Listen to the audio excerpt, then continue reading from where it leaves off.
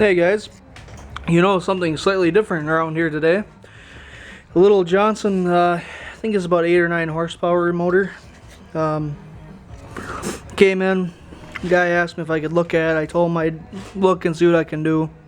No guarantees, but looks to me like the carburetor is gummed up with old fuel. Needs to be pulled apart, cleaned. He gave me a rebuild kit and a new fuel pump.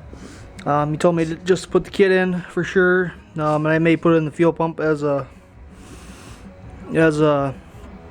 needed, I guess would be the way to put that. But here's the fuel pump here. The line runs down to the side of the motor for the tank to hook into, and there's the line down there in the bottom. Just runs down here over to the carburetor. Pretty simple to get at. Everything here also is pretty simple. I've got some things apart. You'll notice the intake's off, and I've been fooling with it, trying to, I thought, because he said it leaked, but I think it's more of a, he's been pumping it too much and it squirts out the carburetor. That's what he thinks it's leaking.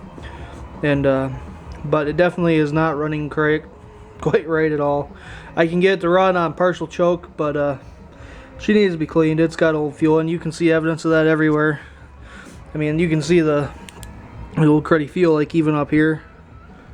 Get the light on there better, but yeah, you can see evidence of the old fuel on a lot of parts.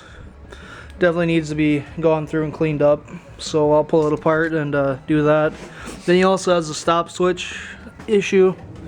I'm gonna double check and verify. Yesterday I tried to verify it with everything on there. Pushed the button in, still had spark, so I'm going to verify that. I'll have things apart. I'll push on the plunger, and if still issue, we'll probably end up putting in a different switch. But these are kind of neat little motors, a little 2 cycles. And 2-cylinder on this one. A couple of coil packs, both cylinders. Oh, there you go. See that a little better. But I'll give you guys an update as I go through. I have another one to work on too. He gave me 2 of them to look at. If this one goes well, we'll get the other one up here.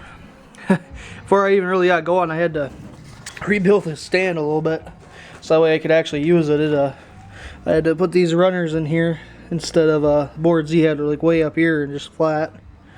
So I did that, and I screwed it down to the board as well, so that way I can move it around without it falling off every time I try to move it around.